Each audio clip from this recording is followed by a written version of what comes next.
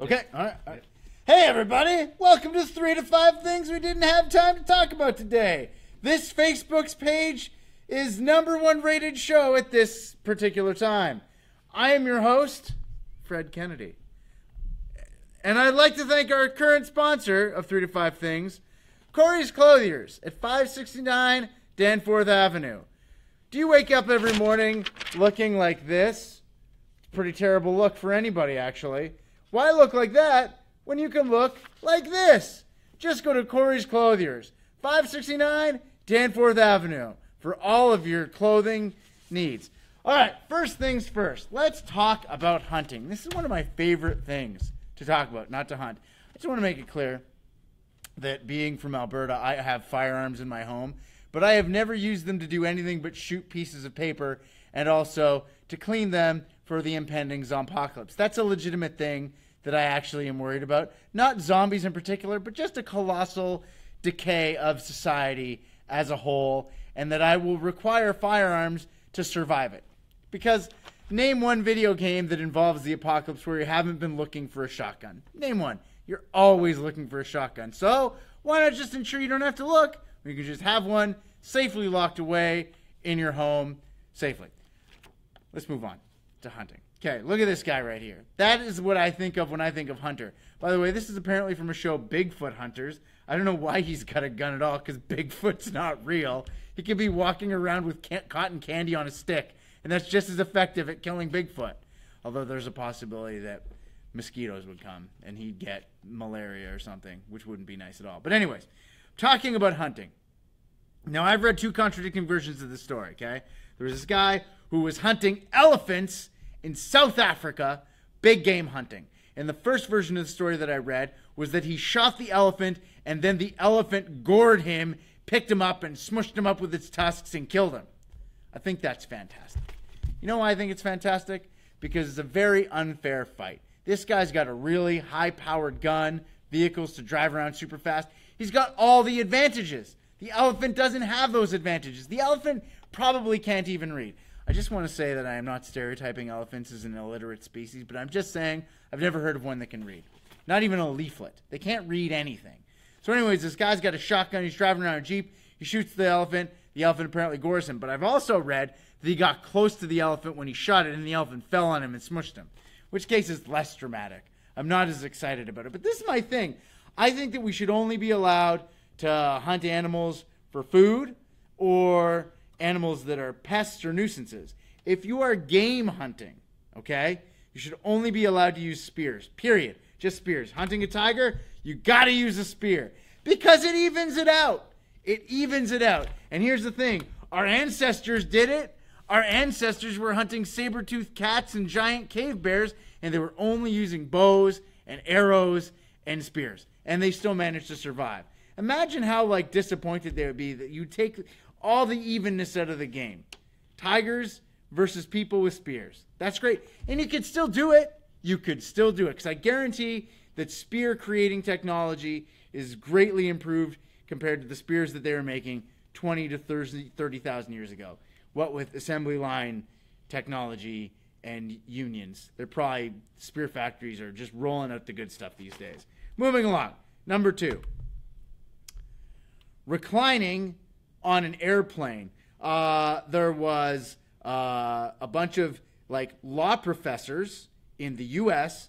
that were saying that given the small, cramped nature of airlines these days, you should have to pay the person sitting behind you for the privilege to recline. Pause for a second. I want you to think about that and get mad.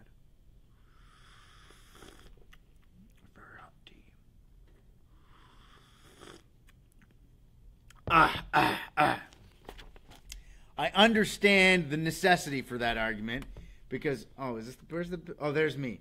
This picture of me. Show the picture of me sitting behind. Great Photoshop work.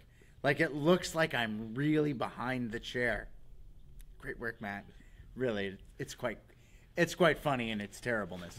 But the thing is I sit, whenever I fly, because I have to fly to visit family members all over the place all the time, and Whenever I'm sitting behind someone, they put their seat back, I become insatiably miserable because you can't even open a laptop. That's how cramped we are. You can't even open a laptop and leave it on the dining tray. You can't even do that. That's how cramped and crowded the plane seats are. But this is the thing that the airlines are trying to do. They're trying to turn us on each other, which is upsetting and is horrible. What we should be doing is we should be uniting, and we should just make them give us, I don't know, an inch more room. How about that? Just an inch more room so that we can put our laptops open and work. Because that's what you end up doing when you're a grown-up on a plane. You just work. You spend your whole time working. You're making it so I can't even work when I'm on the plane. I'm trapped there, and then I always got to watch the same stupid movies that are always on the plane, and it's always a collection of new releases. This is what it gets to. There are movies that you don't really want to see, but you'll watch them because you're trapped on a plane. The Accountant. I did actually watch The Accountant with Ben Affleck on a plane. And I must say, it was a lot better than I had expected. And I wouldn't have been able to watch it if it wasn't for the dickhead ahead of me putting his seat back and making it impossible for me to get some work done. Because I was working on comics, by the way. I read a comic called The Fourth Planet for Chapter House. They do Captain Canuck. It's a pretty big deal. Moving on. How are hipsters ruining the lives of their children? Well, I'll tell you. Hipsters give their children absolutely terrible names like Daffodil, Periwinkle, Peach, Bratwurst. Bratwurst is a legitimate hipster's name. You think I'm making that up? I did my research. For hipsters' names, Bratwurst was a name that a child has been given by their parents. Naming your kid after a sausage. Absolutely terrible. You're going to get made fun of for the rest of your lives. Like Gwyneth Paltrow, she named her kid with Chris Martin Apple. Zoe Deschanel has a rule that she will only name her children after foods. This is my daughter, Onion Ring. She's the sensitive spirit. Ugh. Actually, I do really like onion rings, so that'd be okay. Imagine if you met someone and their name was the same name as your favorite food, like lasagna. And then they're like, hi, my name's lasagna. And you start drooling and you drool and you spit when you talk to them. Is this your name? I love your name. It's my favorite thing ever. Apparently, when you give your kid a terrible name like that, what you're doing is you're setting them up for failure. They don't achieve success in life. They end up with menial jobs, not making a lot of money. Terrible jobs. Now, here's the thing. I chose the job fast food person, worker, cashier person. Not because I think it's a terrible job. Mind you, I think working in restaurants is the worst job ever because it's legitimately hard. But working in a fast food restaurant has got to be the hardest gig going. The cash register person at a fast food restaurant has it the worst. You know why? Because everybody thinks that they can shit on the person working the cash register at a fast food restaurant. And it's terrible. They're working. They're working. And what are you saying? Come to the front of the camera, Madison. What do you got to say? Thank you. I would like to say that I worked in a McDonald's inside a Walmart. So. And were people mean to you? Yeah. All the time. Mean. Very mean. Very mean. Very mean. By the way, I went to Walmart to get a bucket of used golf balls the other weekend. Didn't go to the McDonald's. But next time I go back to get more golf balls, because I'm terrible and I lose balls all the time, I will get a cheeseburger and I'll be very polite to the people that work there for you, Madison. Hashtag do it for Madison, okay? People are mean to the people that work the checkouts. Working the drive-thru, the late-night drive-thru in McDonald's has got to be one of the roughest gigs in the universe. It's the car where the driver is sober and it's full of drunks all being terrible. It's horrible, and they're all mean. And I'm not gender stereotyping here when I say that drunk girls are the meanest to drive-thru attendants, but drunk girls are the meanest to drive-thru attendants. There, I said it. I'm sorry. It's just my personal life experience. Other people have had different life experiences, but that has been my life experience. Your kid will never be an astronaut if their name is Periwinkle. Name an astronaut named Periwinkle. It hasn't happened. It'll never happen. There'll never be an astronaut named Apple or Bratwurst or Peach. Or Saturn.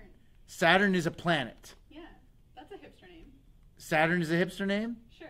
Okay, well, Saturn is a great name. If you name your child Jupiter or Zeus, that's cool. Zeus also a great bad guy in Friday. Great movie. All right, let's moving on. This is a poster of the Justice League movie. However, Superman is not in the Justice League movie. Matt You got to pay attention to the details, buddy. We just lost all of our nerd credibility. But the Justice League movie is coming out. It's being directed by Zack Snyder, who's really been given the helm of the whole DC cinematic universe. He did Man of Steel. He did Batman vs. Superman. Both those movies. I love Henry Cavill as Superman. I want to make that clear. I think he's got the look. He's got the feel, that earnestness of Superman. But the Superman movies he's been in didn't feel like Superman movies. However, Ben Affleck as Batman, to me, it felt like Zack Snyder was just sitting around waiting for his opportunity to do a Batman movie and then just happened to put Superman in it, is basically what it felt like to me. But also, before I crap on Zack Snyder here, I want to make it very clear that I really like 300, and I'm one of the few comic book fans that still really enjoys The Watchmen. I do. I really like The Watchmen. You can crap on me all you want. I found it an enjoyable movie, and I also maybe got to third base with my wife while watching it when we were still dating. So there you go. It's my life experiences once again. Okay, so here's the thing. The Justice League movie, I'm not expecting it to be very good. Or at least I wasn't. Until I found it earlier today that Joss Whedon is going to be taking over the directorial role and doing all the finalizing stuff for the Justice League movie. It's great. Joss Whedon, Firefly, Buffy the Vampire Slayer, wrote the screenplay for Toy Story. Also made the Avengers into a billion-dollar movie franchise. Great dude. Zack Snyder stepping away due to a family tragedy. I feel legitimately bad for the guy. Nobody deserves to do this. His daughter committed suicide. It's a tragedy. It is terrible. It's horrible, horrible, horrible. He didn't even want to talk about that in public until the media started. Because honestly, keyboard warriors and nerds are like the absolute worst when it comes to critiquing movies and nerd stuff. They went nuts, and they said that basically Warner Brothers was finally making the right move and firing him, and this whole personal tragedy was just made up so that he could walk away with his head held high. It's a legitimate tragedy, and I feel terrible for him.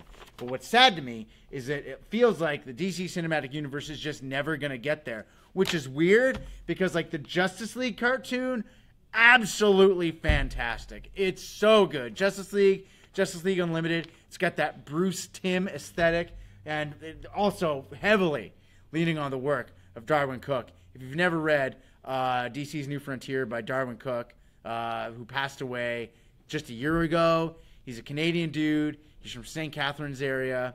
Read The New Frontier. It is absolutely fantastic, and it shows that the DC superheroes should absolutely have their own cinematic thing going on, just like Marvel, and it's a real weird tragedy that it hasn't happened as good as it could. Batman vs. Superman, we already discussed it. Button, go. Wonder Woman. Wonder Woman will be the saving grace of the DC movies. And I have a feeling what's going to end up happening is once Wonder Woman is a colossal success, because I'm telling you right now, it's going to be huge, and it is going to be the beacon, the shining light for the way they do all the DC superhero movies from now on. They're all going to pair off that because it looks bright, it looks fun, it looks hopeful, it looks awesome. I love Wonder Woman. If she could put the lasso of truth on me right now, and I'd still be saying the same thing. Nerd reference. All right. What's this guy's name? His name is Evan Williams. He's actually one of the founders of Twitter. And he said something very profound the other day.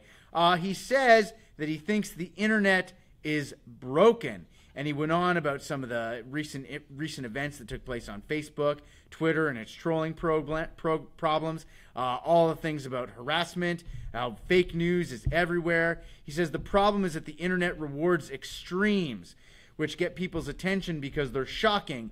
And in a system that's supported by ads, attention is paramount. And he goes on to say, the problem is that not everybody is going to be cool because humans are humans. There's a lock on or off our store in our homes at night, and the internet was started without the expectation that we'd have to do that online. Right there, he said it without even saying it. It's not the internet that is broken. It's not social media that is broken. It is people that are broken. People can't handle the internet. Some people can. Most people can't, because whenever you go on the internet, all you hear is screeching and yelling about things. Let's take a look at the case of vaccines. Vaccines. One doctor in the UK who's been discredited and disbarred for what he said about vaccines causing autism has created this circle of idiocy where a person will go online and they'll read half an hour's worth of content and be like, well, I guess I better not vaccinate my kids because somebody on the internet said it was bad. And then they read all this idiotic misinformation, and they're letting diseases like measles have massive outbreaks all over again.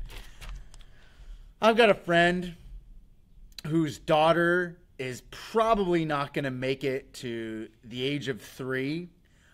Because why? Well, she's got thyroid problems. Went online saying that actually these natural remedies for thyroid production are just as good as things like Synthroid. Didn't take it. You know what happens when you're pregnant? Your baby inside of your stomach, to properly develop its brains, needs all those hormones. Your body's not making them. It's not going to develop right. The kid has tons of complications. Guess where she was reading about all this stuff that she didn't need to do? The internet. Let's go on. Fake news, ballot boxes. This is what wins elections. Fake news. This is symbolism. Matt, you totally redeemed yourself for the other Photoshop with this one. Great job, buddy. Great work.